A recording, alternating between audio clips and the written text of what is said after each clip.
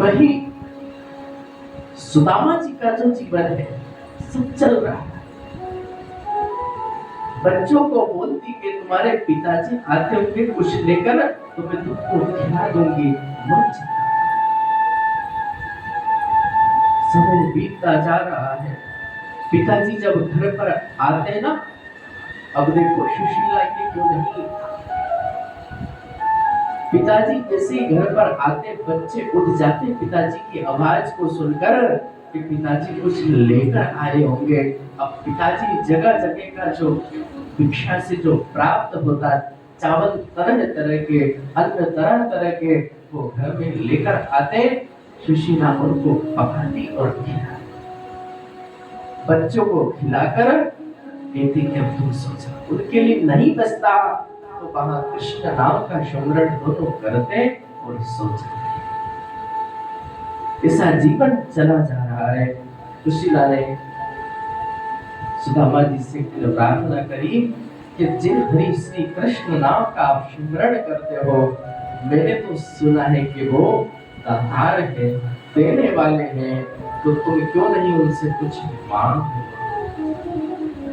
सुशीला का ये भाव प्रकट हुआ तो सुदामा जी ने कहा कि सुशीला तुम मुझसे अगर मांगने को कहती तो कदाचित तुमने ये नहीं कर सकता। मैं मेरे भगवान से क्या मांगू, जो तीनों के परिपालक है, उनसे मैं क्या मांगू, वो तो सब कुछ समझते हैं, सब कुछ जानते हैं। अरे इससे बड़ा और क्या है, क्या मांगू मैं कि वो हमारे साथ है, हम उनके भजन में लगे हुए हैं। इससे बड़ी और क्या कृपा होना तुझसे, मैं संसारी वस्तु मांगकर क्या करूंगा। जो कृष्णमय हो गए सुदामा जी।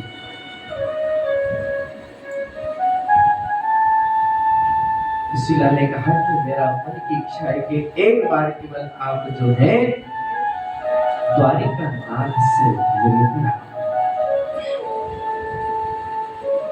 और वहां दातार है, देने वाले होंगे, तुम्हें कुछ न कुछ सब कुछ समझ जाएंगे और दे देंगे। सुशीला ने ये भाव प्रकट करा तो सुदामा जी कहने लगे कि देख तो मिलने की कहती है तो वो मैं जरूर लूंगा, लेकिन रही बात मांगने की तो मैं मेरे भगवान कृष्ण से कुछ मांग नहीं सकता।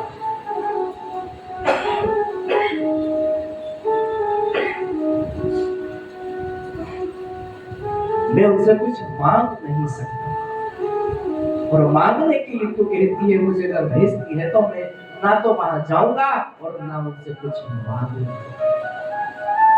सुशीला कहने लगी कि ठीक है, अब मत मांगो, लेकिन मेरे मन की इच्छा है कि आप एक बार उनसे मिलकर चले आओ, एक बार जाओ और मिलकर आओ। सुदामा ने कहा कि ठीक है, कहती है तो मैं मिलकर आता हूँ भगवान द्वारिका नाथ से। लेकिन सुशीला तुझे पता है वो मेरा सखा, मेरा मित्र है, मैं उससे गुरु भी मानता हूँ, गुरुत्व भी भाव है। तो देख कभी जो है गुरु के यहाँ पर, मित्र के यहाँ पर, सगे संबंधी के यहाँ पर जो भाव रखते हैं वहां पर कभी खाली हाथ नहीं जाना चाहिए। अगर हम जा रहे हैं तो कुछ लेकर जाना चाहिए। तो मैं खाली हाथ वहां कैसे जाऊं।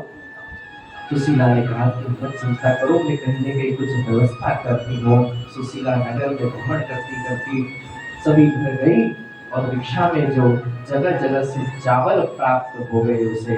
अब देखो एक नहीं एक जगह के चावल जब प्राप्त हुए ना, तो वो चावल कोई अट्ठे भी है, कोई कटे हुए भी हैं, अलग अलग चावल जो है सुशीला लेकर आई और अपनी साड़ी का पल्लू फाड़कर उसमें बांध दिया, सुदामा जी को दे दिया कि जाओ, ये अगर आपसे मांगे द्वारिका नाथ तो मांगेंगे तो ये उनको दे देना, खाली हाथ तो मत जाओ। अब भगवान श्री द्वारिका नाथ से मिलने के लिए सुदामा जी निकले, कृष्ण कृष्ण नाम का स्मरण करते हुए। अब देखो ये नहीं कि कोई तन पे खूब बढ़िया सुंदर वस्त्र इत्यादि व्यवस्था ना, पग पग नंगे पैर चल रहे हैं, हाथ में एक लाठी लिए हुए हैं, सिर पर एक पगड़ी बंधी हुई है, मस्तक पर तिलक लगा हुआ है, जो ललाट चमक रहा है, हाथ में कंठी माला सब कुछ है, भगवान कृष्ण कृष्ण नाम का स्मरण करे जा रहे हैं, केवल शरीर पर एक धोती जो है लपटी हुई है। कृष्ण नाम का स्मरण करते करते करते चले जा रहे हैं। भगवान तीनों के परिपालक सब कुछ समझ गए कि मेरा आज सखा मित्र, मेरा सच्चा मित्र सुदामा मुझसे मिलने के लिए। भगवान की कृपा, भगवान की लीला हुई और रातम रात जो है सुदामा जी को भगवान श्री हरि कृष्ण ने अपनी नगरी में बुला। सुदामा जी सब सवेरे हुआ देखा तो चारों तरफ से जो है हरे कृष्ण नाम की ध्वनि उनके कानों में पड़ रही है। वह व्यक्ति से पूछा कि भैया ये किनकी नगरी है, क्या है? तो बोले ये जो भगवान श्री हरि कृष्ण की नगरी है, हमारे द्वारिका नाथ की नगरी है, आप जहां पर अभी विराजित हो। सुदामा ने भाव प्रकट करा कि हमारा तुम्हारा द्वारिका नाथ कहाँ रहता है। नगरवासियों ने देखा कि भैया तो सबसे बड़ी ध्वजा लहरा रही है ना, जो शिखर दिख रहा है वही मेरा द्वारिका नाथ विराजता है। तो आज जब हम द्वारिका जाते हैं तो दूर से ही भगवान द्वारिका नाथ की ध्वजा हमें दिखाई दे पड़ती है, ध्वजा लहराती दिखाई दे पड़ती है। बोले द्वारिका नाथ भगवान की जय, द्वारिकाधीश भगवान की जय। जैसे द्वारिका नाथ तीनों के परिपालक भगवान श्री हरि कृष्ण, जो बड़े कृपालु है, बड़े दयालु है। कृष्ण कृष्ण नाम का स्मरण करते करते अंदर प्रवेश कर गए। द्वार पर पहुंचे, जय विजय नाम के दोनों कृष्ण पर विराजे। उनको अपना परिचय दिया, कह दिया कि भैया अंदर जाकर समाचार कर दो कि उनके बचपन का मित्र सखा सुदामा उनसे मिलने के लिए आया है। भाव प्रकट करा।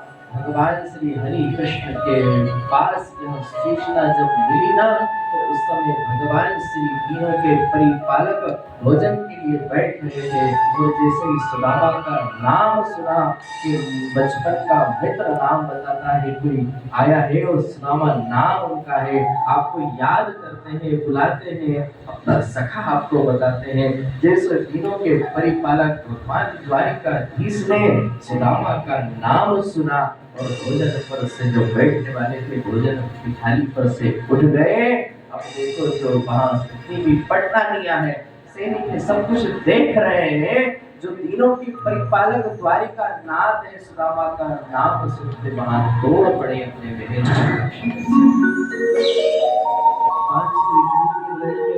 पिताम्बरी कहीं गिर रही है, मातृवत कहीं गिर रहा है और भाई है, एक करके सब कुछ गिरता चला जा रहा है और भगवान द्वारिका नाथ दौड़े दौड़े जा रहे हैं। जब भगवान श्री द्वारिका नाथ ने सुदामा जी को देखा, द्वार पर पहुंचकर सुदामा जी ने भगवान द्वारिकाधीश को देखा, उनके नेत्र सजल हो गए। आज भक्त और भगवान का मिलन, भक्त और भगवान का मिलन हुआ।